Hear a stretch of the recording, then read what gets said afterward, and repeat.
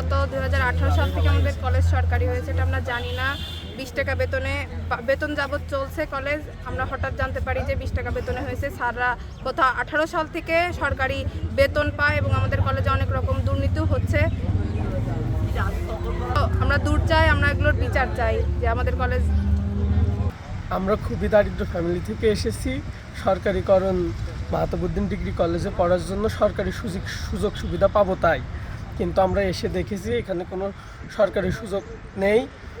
আমরা যে দারিদ্র ফ্যামিলি থেকে এসে পড়াশুনো করে ভালো হব সেরকম কোনো পরিবেশ নেই এখানে আরও পড়লে অকালে ঝরে যেতে হবে।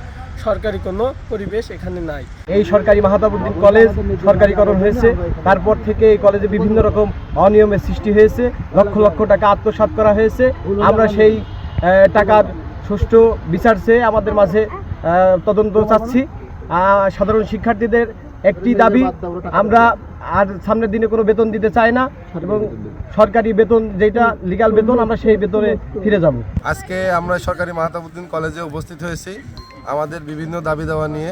এই কলেজে বিভিন্ন অনিয়ম, দুর্নীতি, এই কলেজকে দীর্ঘদিন যাবৎ দুর্নীতির আখড়া তৈরি করেছে। এই কলেজের কিছু কতিপয় শিক্ষক এবং কিছু আওয়ামী লীগের দালালরা ছিল, তারা এই কলেজকে অবৈধভাবে ভোগ দখল করে খেয়েছে। তারই প্রতিবাদে আমাদের শিক্ষার্থীদের কাছ থেকে অতিরিক্ত টাকা আদায় করেছে সরকারি হওয়ার পরেও। সেই টাকা আমরা ফেরত চাই। সেই উদ্দেশ্যে আমরা কলেজে স্যারদের কাছ থেকে আমরা কিছু জবাবদিহিতা চেয়েছি।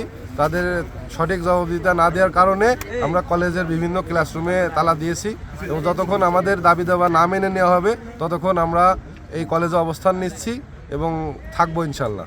আমাকে দায়িত্ব বুঝে দেয়নি, আমি বারবার বলা সত্ত্বেও আমাকে দায়িত্ব বুঝে দেয়নি। এর পিছনে কিছু কারণ আছে। সে কারণ আমাদের প্রিন্সিপাল স্যার, বরখাস্তকৃত প্রিন্সিপাল স্যার, উনি সাময়িক বরখাস্ত থাকা অবস্থায় বেতন বিল, এমপিএ বেতন বিল ফুল চেয়েছে, আমি দিতে রাজি হয়নি। তারপর এই যে 21 লক্ষ টাকা উঠাইছে, এই টাকা কোর্টের রায়ের বিপক্ষে আমি দিতে চাইনি। আমি বলেছি ডিজি অফিস থেকে চিঠি আনতে, লিগাল চিঠি আনতে, তাহলে আমি দিতে পারবো। এই দিতে চাই না বলে আমাকে বিভিন্ন হুমকি ধামকি, মামলা মোকদ্দমা দেবে, চাকরি খাবে, বেতন বন্ধ করবে। হুমকিটা কে দেয়?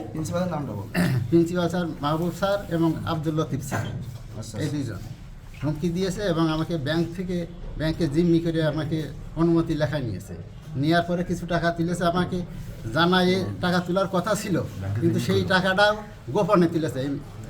ভারপ্রাপ্ত আপনাকে কে জিম্মি করেছে? আব্দুল লতিফ। আপনাকে দায়িত্ব দেওয়া হয়নি, অথচ আপনাকে দায়িত্ব দেওয়া হয়নি, কিন্তু আপনার সই ব্যবহার করে নিয়ে নেওয়া হলো। কিভাবে? সই নিন, অনুমতি নিয়েছে। মৌখিক না লিখিত? লিখিত, আমার ওই চিঠির উপরে লিখিত। বলেছে 1 মিনিটের ভিতরে আমাকে লিখে কোন ব্যাংকে? আব্দুল লতিফ কোন ব্যাংকে? লিখিত আছে আপনার কাছে? কপি আছে সেটা?